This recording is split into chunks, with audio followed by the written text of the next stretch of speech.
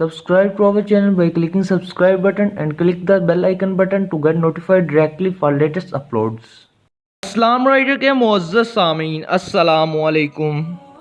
امام علی علیہ السلام کی خدمت میں ایک شخص آ کے کہنے لگا، یا علی، وہ کون سا مرد یا عورت ہے جس پہ مسلسل اللہ کی لعنت برستی رہتی ہے؟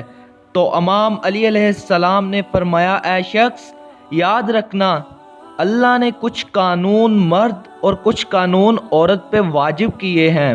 جو مرد یا عورت اس قوانین کو ٹھکرا دیتا ہے تو اللہ کی لعنت اس پہ برستی رہتی ہے۔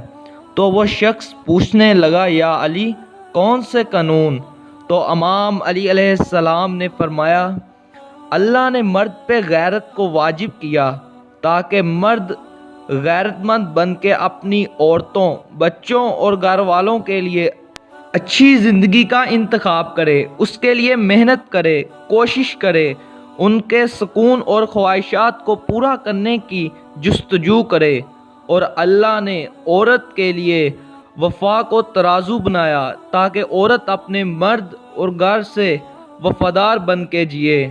اے شخص، یاد رکھنا، بے غیرت مرد اور عورت پہ اللہ نے لعنت بھیجی ہے، کیونکہ عورت اور مرد کی یہی غلطی ان کے گھر اور زندگی کے سکون کو برباد کر دیتی ہے۔